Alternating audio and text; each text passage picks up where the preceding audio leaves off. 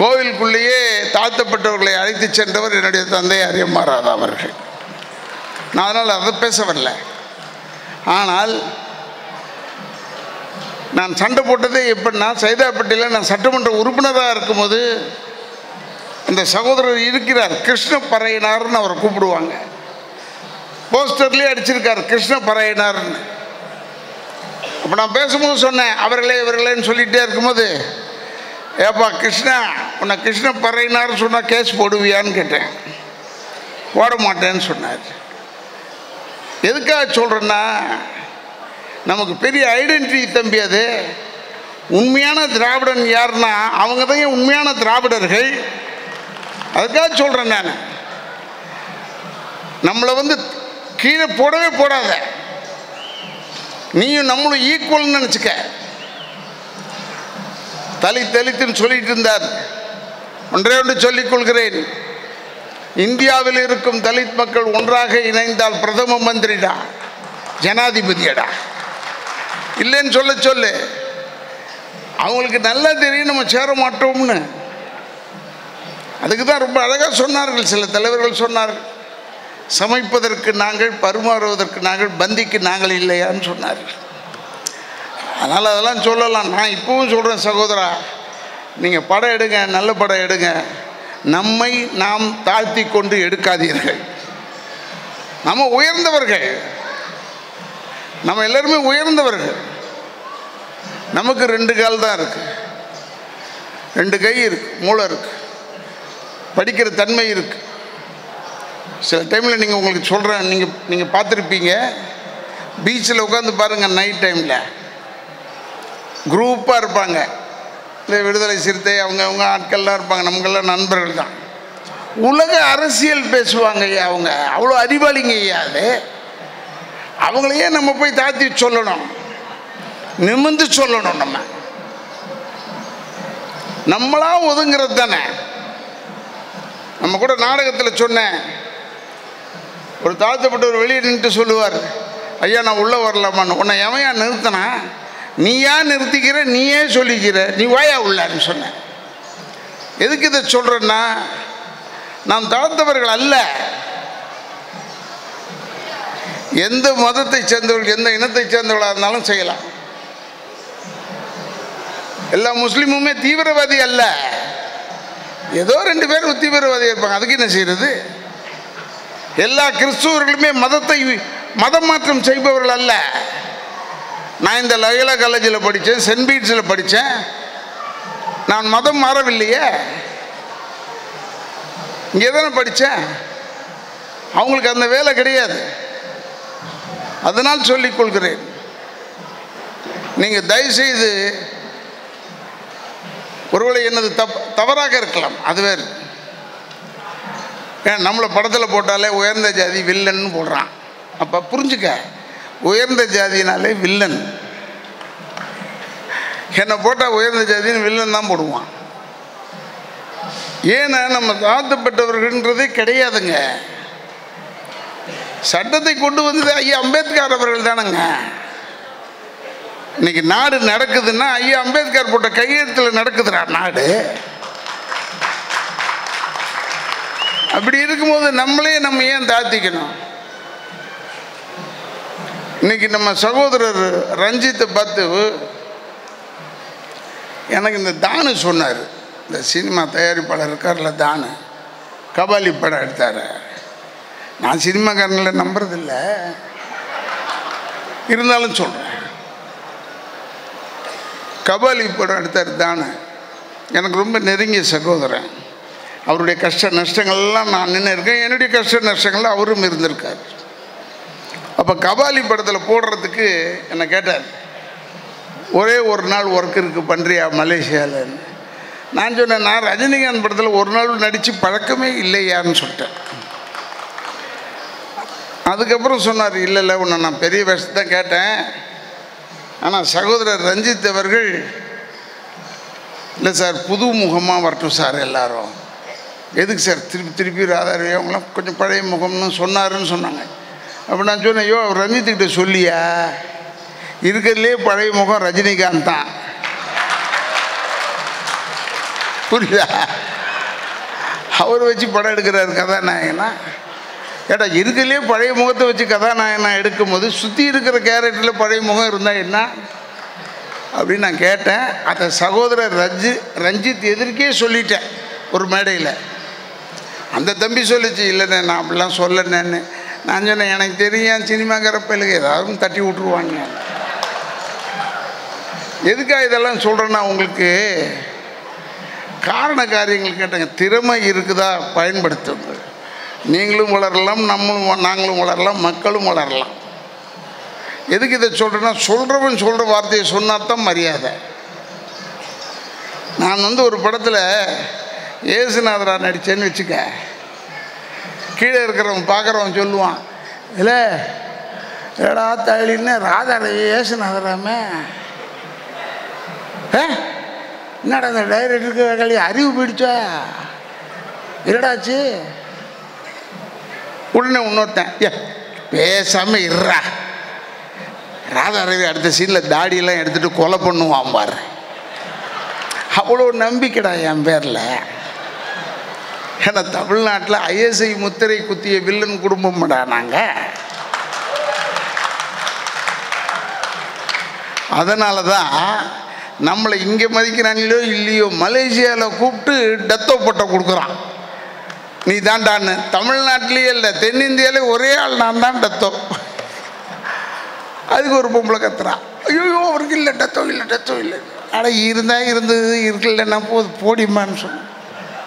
டெத்தோ வச்சா சோறு சாப்பிட்றோம். நான் எம்மாறதம்மாவன் அதை சொல்லித்தான் சாப்பிட்றேன். புரிய வேணாம் அந்த பொம்பளைக்கு. அது எதுவும் ஒன்று கற்றுது, இது யாரோ தெரியாது, விலாசம் தெரியாது, என்னத்தை செய்யற சும்மா அப்படி. இப்போ ஏன்னா இந்த ட்விட்டரு இந்த இளவெல்லாம் வந்துருச்சு, ஃபேஸ்புக்கு அது இதுன்னு, பொழுது போல் வேலை இல்லாமல் இருக்கிறது தட்டிடுறது. அதில் ஒரு தட்டு எதுக்கே அது. ஏன் நான் சொல்கிறேன்னா, தேவையில்லாததெல்லாம் பேசாமல் தேவையான விஷயத்தை சொல்லி, இந்த மாதிரி இப்போ இங்கே இவ்வளோ பெரிய விழா பண்ணுறாங்க, இதில் கலந்துக்கிங்க, புரியும் உனக்கு கிராமிய கலைனா என்னான்னு. நீ ஏமாற்றிட்டு போகிற வேலை கிடையாது இங்கேன்னு.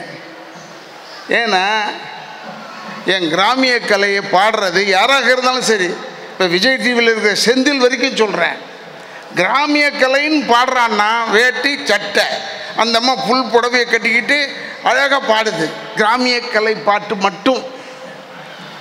இந்த இங்கிலீஷ் பாட்டு பாடுற பொம்பளை பேர் துணியே இருக்காது. இத்தனைக்கு நம்ம தமிழ் பொண்ணு தான் அது. அது என்ன இங்கிலீஷ் பாட்டு பாடினா துணி இருக்கக்கூடாது சட்டமா? சாரியில் பாட ஃபுல் சாரியை கட்டிக்கிட்டு பாட முடியாதா?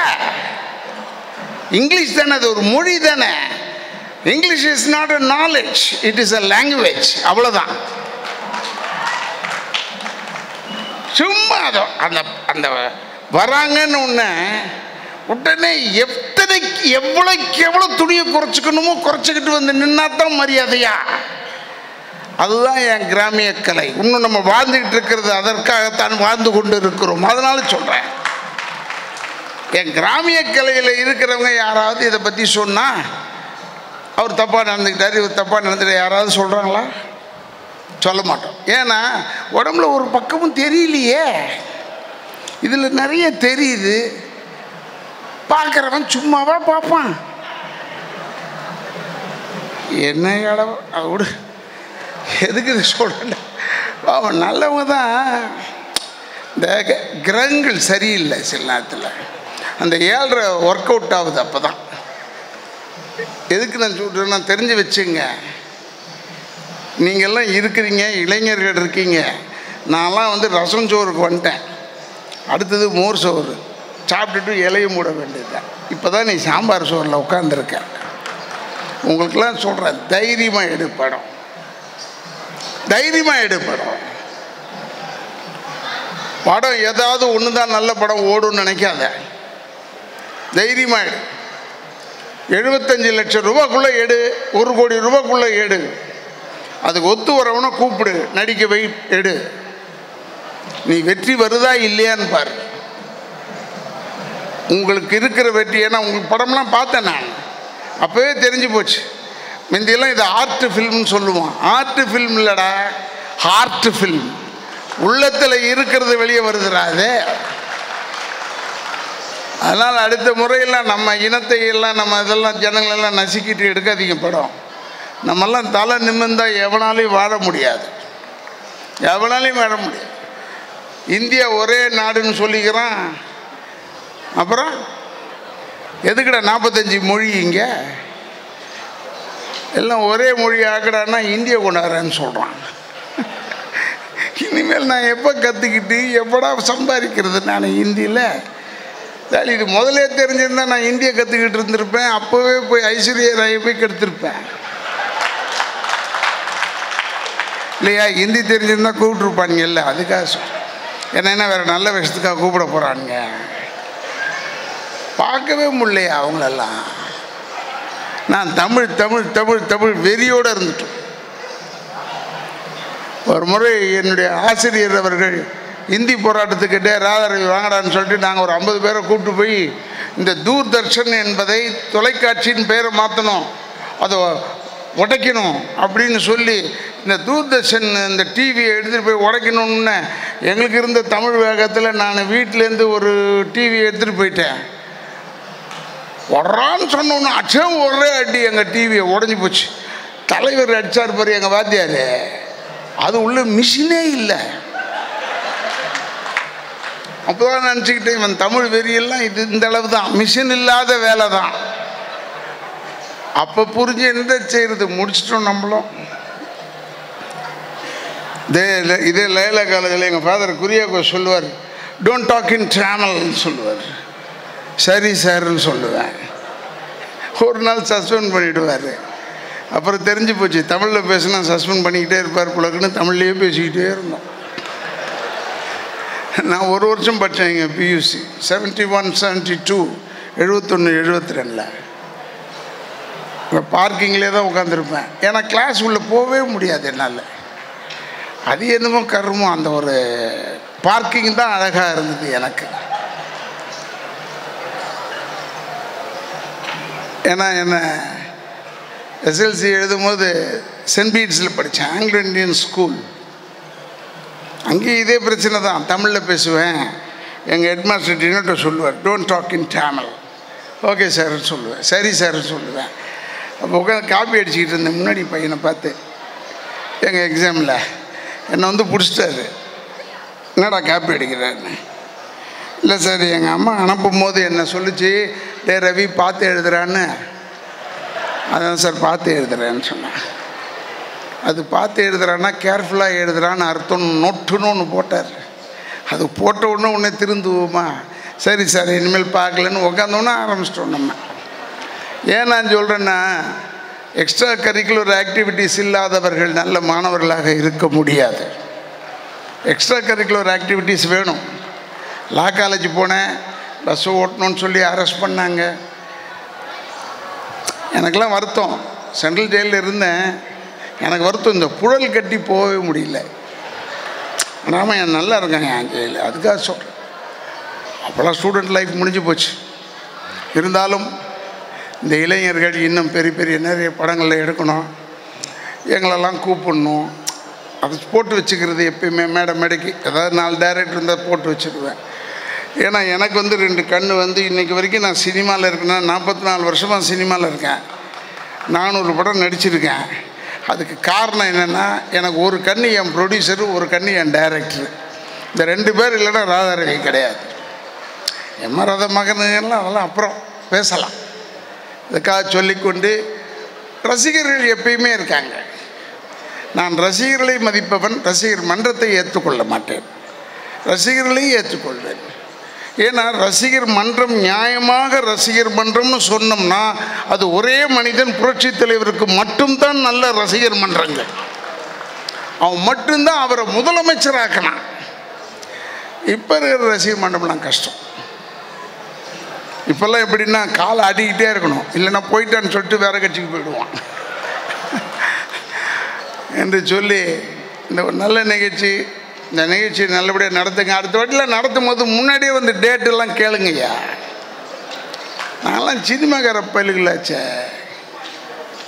இந்த ஒரு எழுச்சவன் ராதாரவி இருக்கான், இந்த வெற்றிமாறன் இருக்கான், அவங்களாம் வருவாங்கன்னு நினைக்காத.